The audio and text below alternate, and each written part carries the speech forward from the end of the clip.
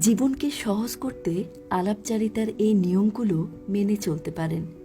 বয়সে বা মর্যাদায় আপনি হয়তো বড়, তাতে কি?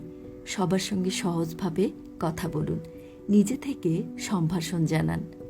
অতিরিক্ত ভারিক্কি কথাবার্তা থেকে ভালো কিছু হয় না। সবাইকে সম্মান দিয়ে কথা বলার চর্চা করুন। অপরপক্ষের মানুষটা বদলালেও আপনি কিন্তু আপনিই থাকছেন।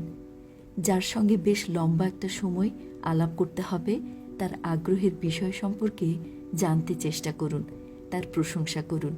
নিজের ভালো শুনতে কে না পছন্দ করে? আপনি যেটা বলবেন সেটা শুনে যদি কেউ কষ্ট পায়, তাহলে কথাটা শেষ মুহূর্তে হলেও ফিরিয়ে নিন। ভালো কথা বলুন, তা না হলে মুখ বন্ধ রাখুন।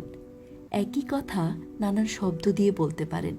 কোন শব্দটা বাছাই করবেন তার উপরে নির্ভর করছে কি হতে পারে এর প্রতিক্রিয়া।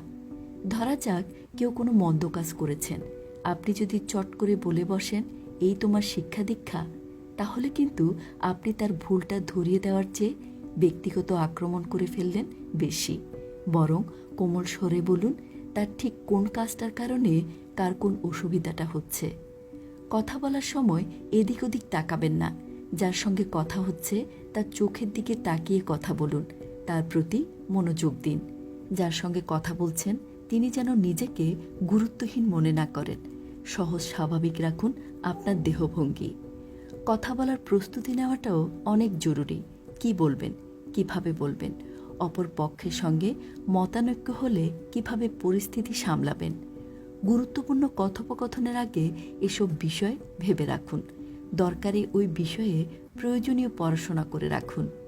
ছোট বড় কারো বিশ্বাস ভঙ্গ করবেন না, মিথ্যা বলবেন না। একজনের সম্পর্কে অন্যজনের কাছে খারাপ কথা বলবেন না।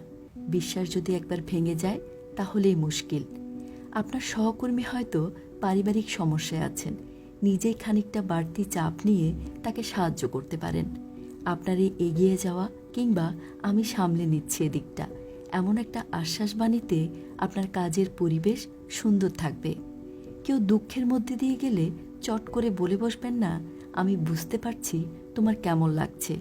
বরং বলতে পারেন, এটা তো ভীষণ কষ্টদায়ক, কারণ অন্যের অনুভূতি কিন্তু আপনি তার জায়গা থেকে অনুভব করতে পারবেন না, আপনি কেবল ধারণা করতে পারবেন।